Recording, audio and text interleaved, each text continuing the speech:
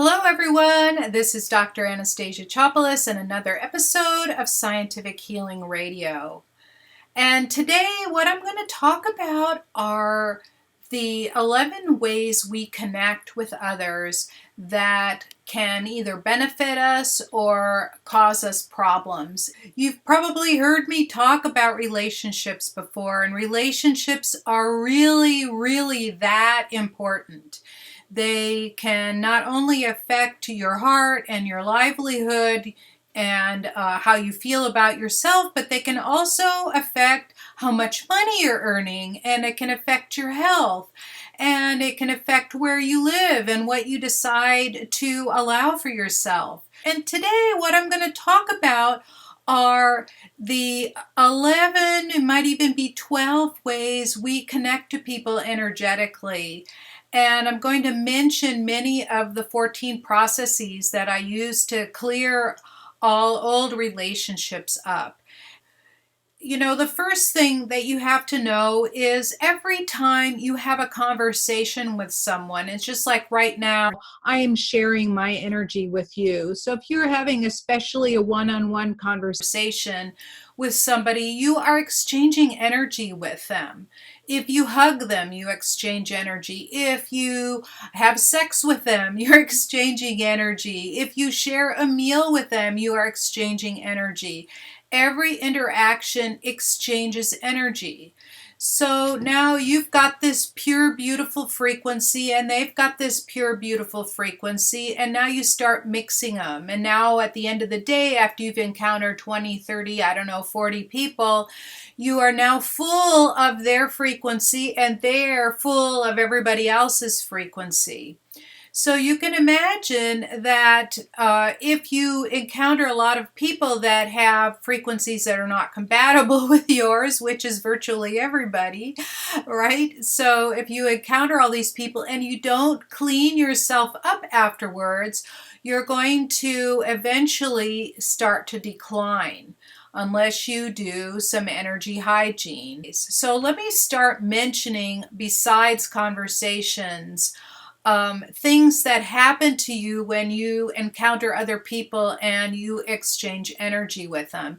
And it could be either gentle, it could be violent, it could be, an argument, it could be, criticism, it could even be praise, right? So whenever somebody praises you, inside you say yes, yes, yes, which boosts your energy. When somebody criticizes you, you can feel your energy just sort of start to deplete and start to drain out of you. And there are some people, I know that, when I was young, very young, my mom was highly critical.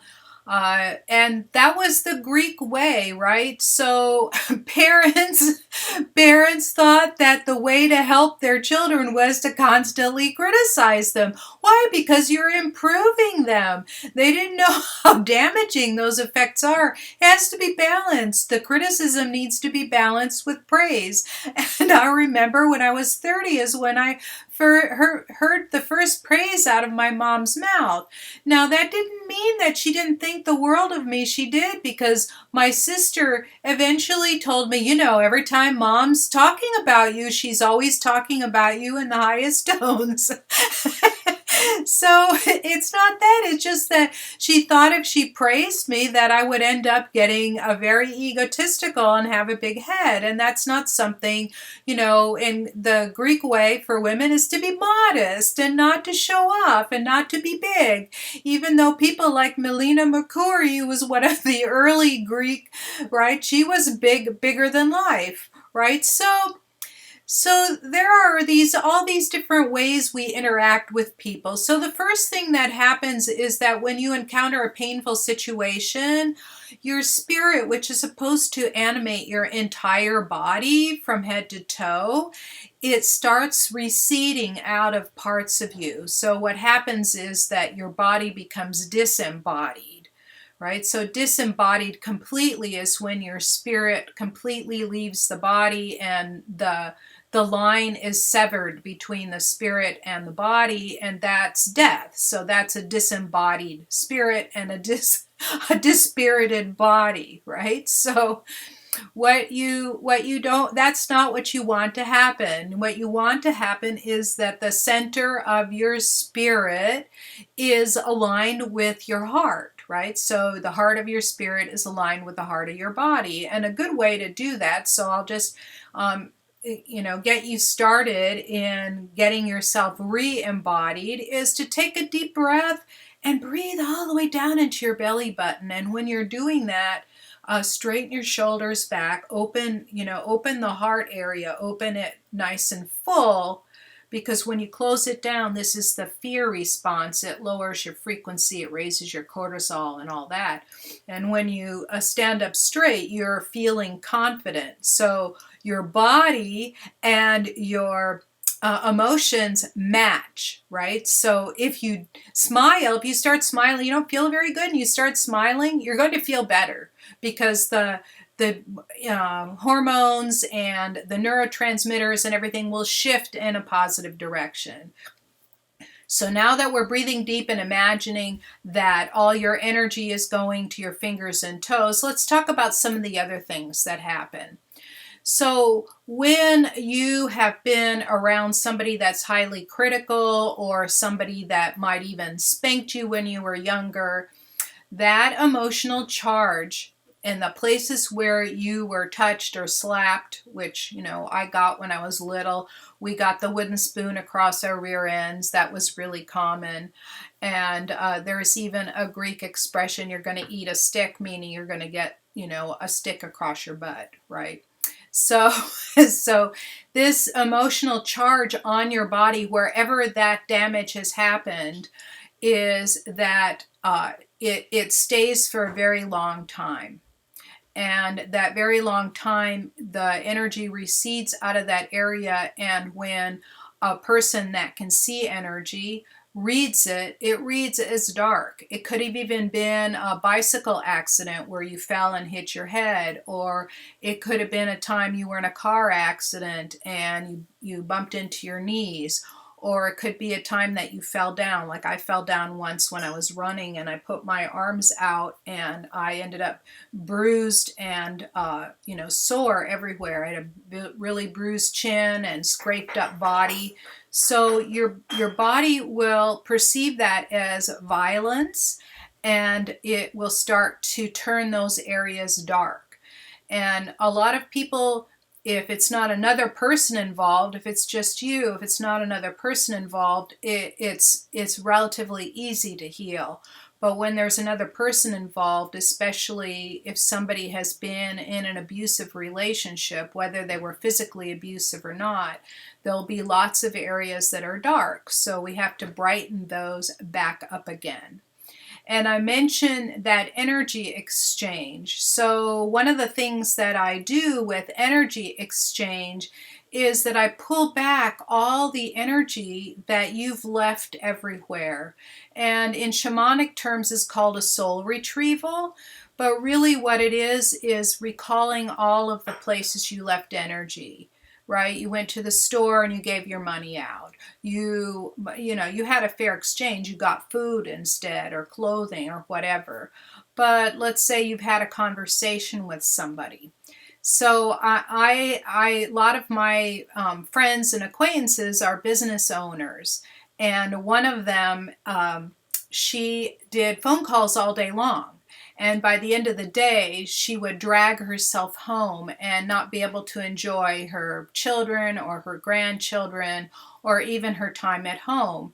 And so I gave her this tip, is that at the end of every conversation that you're having, you pull your energy back into you, and you do it via a rose. So I'll just explain that so you'll get a clue. So the subconscious works very symbolically. And scientifically, a rose vibrates at 4 times that of a healthy human. So a healthy human vibrates at 70 to 80 megahertz. That's 80 million beats per second. And a rose will vibrate at 320 megahertz. So rose oil is like the very highest vibrating material, organic material that we know of. That's why rose oil is so precious. But we can symbolically use the rose to collect all of our energy from everywhere we left it. We have a rose in front of us where we bring it all in. And then we have roses in front of everything that we want to give the energy back to. And we send the energy back. We're gathering it. And now we're taking the rose and pulling it into us. So now we have all our own energy back. And the symbol for this is, for me, is this process. What I do is I pull my energy in and I give all of the energy that I gather during that time away. And then I sever the cords. So when you are having a conversation or a relationship with anybody, we all have heart-to-heart cords. These are inviolate. They stay always. But we can also form other kinds of cords that are exchanging energy that aren't necessary. So the thing to do is, after you do this exchange, is sever the connection. You won't sever the heart cords, but you'll sever everything else that's not necessary. And so my friend, her name is Caroline, she started doing that every day. And she said, "You saved my life." She says, "I can go home now at 6 p.m. after a long day of being on the phone with all kinds of people, complaining ones, happy ones, it doesn't matter. When I go home at the end of the day, I have the evening in front of me that I can enjoy." So that is one of the ways, is to collect all your energy back and sever the cords. The other thing that happens when you come together with people is that you form contracts and agreements. You size up that person in just a few seconds. You decide whether you're going to have a friendship, a relationship, intimate, whatever. You somehow have an inkling already of what's going to happen. And then you start forming in your own mind and with them contracts and agreements. And so those contracts and agreements can be rewritten at any time. Energetically, we can rewrite them. And then we also have karma with people. So karma is a tacit agreement that you have when you come into life, that when you come together, that you are going to learn a particular lesson, right? So a lot of times we've learned the lesson, but somehow that energy keeps lingering on and on and on, and you're going, okay, I'm done with it. And so we can complete the karma. So these are many of the processes. So what about some of the others that you may not have heard of? So in all of us, we have a divine DNA. We all carry this divine DNA. It started when our soul started. And according to many religious tenets, including my own, which is Christianity, is that our soul is immortal. So if it's immortal, that means that it existed long before I came into being and will exist long after this particular vessel of it ceases to exist. At some point, 150 years into the future. So now you have this divine DNA. You've heard of 12-stranded DNA. Well, 2 of the strands are your divine strands, and these strands are the information that the spiritual world imposes on us. And sometimes we have carried from lifetime to lifetime to lifetime. We have carried this maybe violence, maybe, anger, some sort of piece in the DNA that needs cleaning up. So you don't keep getting the same kind of relationships over and over again, and that you may not have heard of before. And other things besides your emotions, and how the emotions can build a wall around your heart. You may have heard of that. But also your timeline. Your timeline is the life path that your soul takes through lifetimes. Now, if you're on the spiritual side of the world, there is no time, and so you're observing yourself having all these experiences simultaneously, right? It's kind of hard to imagine that there's no time in one dimension, and people talk about it all the time, but it really, if you stop and think about it, if there's no time over there, then your spirit is observing yourself having this experience, right? So now you've got this DNA happening according to what your soul's path through all of these lives has done, right? So now that needs cleaning up because you've had all these relationships. Sometimes you're having relationships with the same souls over and over again, and that needs cleaning up.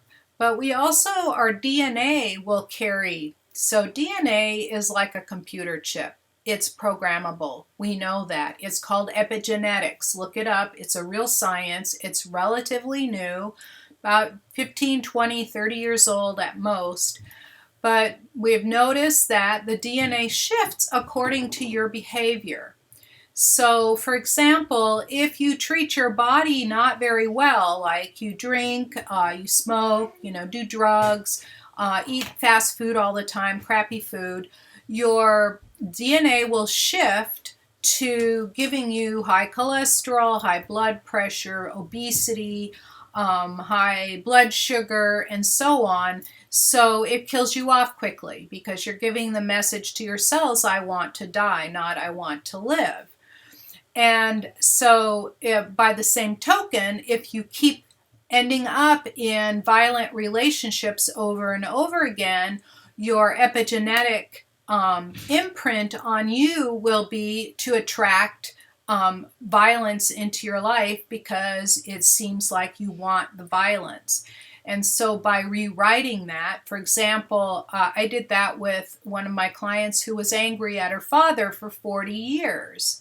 Right? So she's in her late 60s, and she said in her late 20s, she was so angry at her father, she never wanted to speak to him again. And she carried that anger. Every time she thought of him for the next 40 years, she was angry. And all she did was attract more and more and more anger into her life. So not only did I release the anger out of her body, but I also cleared up her DNA for having angry, for being angry and for having angriness, anger and rage around her life. And the next week she says to me, I don't know what you did to me, but I can't even muster anger against my father. And not only that, but she shifted in really huge, dramatic ways in such a way that people are going, who are you? I don't even recognize you anymore. Her face lit up, her business increased. Yes. So what happens is when you carry these traits, then you push away all of the ideal people that you would love to work with or love to have relationships with. And your health and your relationships are intimately related. We know this from a lot of the magnificent studies that have been done in medical schools that show that happily married people live a lot longer. That's the only difference, is their relationships, right? And it's not that the wife is cooking better food. Sometimes they don't. Sometimes they eat nothing but junk food, but still they're happier. And they also know from areas like in Sardinia, Italy, or in one of the islands in Greece, that they live a lot longer. And the main difference is, there's even Loma Linda, California, where there's a lot of long-lived people, and the main difference is community. It's the number one factor is community. You can have everything else the same, but community is the big difference. And in fact, there was one story of a gentleman who was told he only had a few months to live because he had cancer, and he was about 80, so he decided to move back to his Greek island. And so what he did was he visited all his old friends, he went to his family, and he started enjoying life. And after 6 months, he goes, well, I should be dying now. I don't know what that is. And, and so then he finally went to the doctor after a year, and the doctor says, well, you don't have cancer anymore. So really, really, it was, of course, the air is better, and the island is called Ikaria. Ikaria is one of the Greek islands that's kind of towards Turkey, but it's still in the country of Greece. And we have friends from Ikaria, and the thing is that the people in Ikaria there are like, they embrace you as their dear friends, and community is the most important thing. So community is other people are really, really important for your health. So then I just wanted to, before I close, I just wanted to cover a couple of more things that you may or may not have heard of.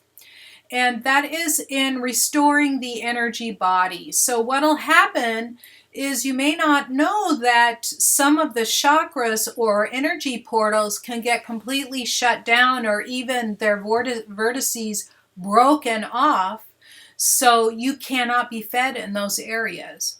So the flow of energy needs to be restored again to the body. There's also there's an energy field around the head that is often drawn as a halo on saints, right? So that energy field around the head is something that's extra, and people don't realize that it's there. And it really, the bigger and more vibrant it is, the healthier it is, because it allows you to collect a lot more of the environmental energy around you. And that also needs to be restored. And then there is something that it's a divine light in the cells, and all babies are born with an abundance of it, because they grow very rapidly in the first few years, right? So when a baby is born, it's already grown from one cell to 6, 7, 8 pounds in the first year. So you can imagine that is an almost infinite growth rate. And then in the first year, they usually multiply their weight by 3 or 4. And then the next year, they might double it. And then after that, the weight climbs very slowly. So that means that the cells have slowed down. But that light needs to be in there for things to heal. And what will happen is that the light will vanish out of the cells when someone has been abused continually. And that's in dysfunctional families. A high amount of criticism is verbal abuse. The abuse, people just don't want to be alive anymore, and so their body will start to shut down.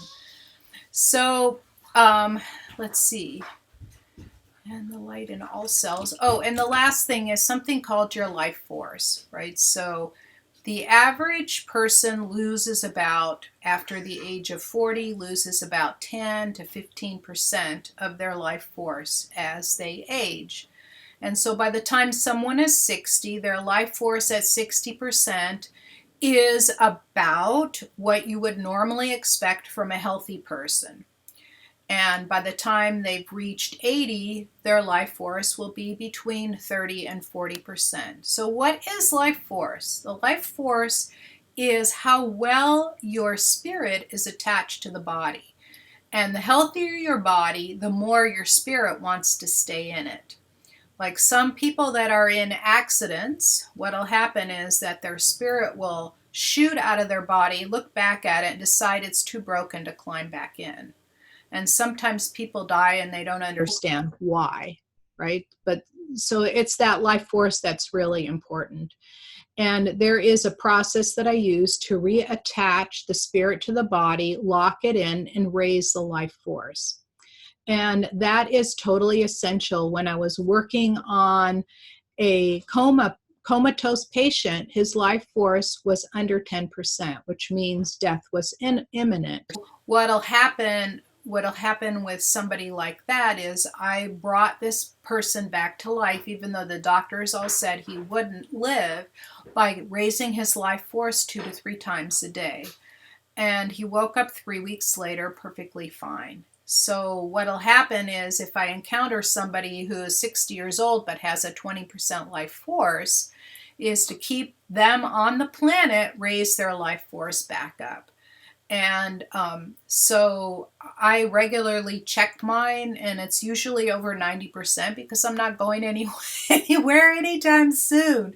But when I was just turning 60, it was only at 60%. That's healthy for a 60-year-old, but now that I'm 66, it's running up over 90 at the moment because of, I just have like this extra vitality by doing a lot of the energy hygiene work.